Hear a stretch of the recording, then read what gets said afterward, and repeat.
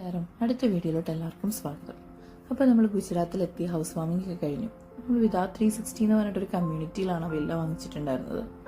അപ്പോൾ അതിനകത്ത് തന്നെയുള്ള ക്ലബ് ഹൗസിലാണ് നമ്മൾ സ്റ്റേ ചെയ്തത്.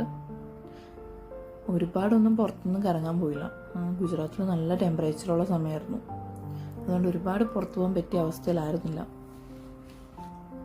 പിന്നെ ദുബൈയിൽ നിന്ന് നാട്ടിലോട്ട് എത്തിയിട്ടുള്ള ക്ലൈമറ്റ് ചേഞ്ചിൻ്റെതായിട്ടുള്ള ഇഷ്യൂസും ഉണ്ടായിരുന്നു. ത്രോട്ട് ഇൻഫെക്ഷനൊക്കെ ആയിട്ട് ആകെ പണി കിട്ടിയായിരുന്നു. അതുകൊണ്ട് തന്നെ കൂടുതലും സമയം നമ്മൾ അകത്ത് തന്നെയാണ് സ്പെൻഡ് ചെയ്തത്. അപ്പം എല്ലാവരും കൂടെ ഉള്ളത് കൊണ്ട് തന്നെ സമയം പോകുന്നതിൽ പ്രത്യേകിച്ച് പാടൊന്നും ഉണ്ടായിരുന്നില്ല. പിന്നെ അവിടെ തന്നെ എൻജോയ് ചെയ്യാനായിട്ട് കുറേ കാര്യങ്ങളുണ്ടായിരുന്നു. അവർ ക്ലബ് ഹൗസ് ആയതുകൊണ്ട് തന്നെ സ്വിമ്മിംഗ് പൂളും പിന്നെ പ്ലേ ഏരിയാസും ഒക്കെ ഉണ്ട്. അപ്പോൾ അവിടെയൊക്കെ നമ്മൾ എൻജോയ് ചെയ്തു. പിന്നെ അടുത്ത് കുറച്ച് സ്ഥലത്തൊക്കെ പോയി. അല്ലാതെ ഗുജറാത്ത് എക്സ്പ്ലോർ ചെയ്യാനൊന്നും പറ്റിയില്ല. പിന്നെ അവിടെ ഡൽഹി പബ്ലിക് സ്കൂളിലെ പ്രിൻസിപ്പൽ ആയതുകൊണ്ട് തന്നെ ഹൗസ് വാമിംഗ് കഴിഞ്ഞ് നെക്സ്റ്റ് ഡേ ഞങ്ങൾ ചേച്ചിയുടെ സ്കൂളൊക്കെ ഒന്ന് കാണാൻ പോയിട്ടുണ്ടായിരുന്നു. അപ്പം ഇതൊക്കെയാണ് വാപ്പിയുടെ ഏരിയാസാണ് ഇതെല്ലാം. പക്ഷെ പുറത്തിറങ്ങി പോകാൻ പറ്റിയൊരവസ്ഥയിലല്ല. അത്യാവശ്യം നല്ല ചൂടുണ്ടായിരുന്നു. അപ്പം ഇതാണ് വാപ്പിയിലെ ഡൽഹി പബ്ലിക് സ്കൂള്.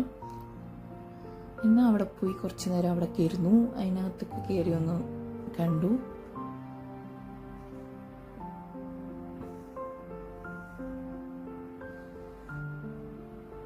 നല്ല ഇൻഫ്രാസ്ട്രക്ചറും നല്ല ഇതൊക്കെയുള്ള സ്കൂളായിരുന്നു. അപ്പം സ്കൂളൊക്കെ കണ്ട് അവിടെ ഇരുന്നു, എല്ലാവരെയും പരിചയപ്പെട്ടു. അപ്പം അന്ന് ഈവനിങ് തന്നെ നമുക്ക് തിരിച്ച് പോകണമായിരുന്നു. കാരണം ഞങ്ങളൊരു 2 days മുംബൈയിൽ സ്റ്റേ ചെയ്യാൻ വേണ്ടിയിട്ട് നോക്കുന്നുണ്ടായിരുന്നു. അതുമല്ല, നമുക്ക് തിരിച്ചു പോകേണ്ട ട്രെയിൻ മുംബൈയിൽ നിന്നാണ് ബുക്ക് ചെയ്തിരുന്നത്. അതുകൊണ്ട് അധിക സമയം അവിടെ സ്പെൻഡ് ചെയ്യാനൊന്നും പറ്റിയില്ല.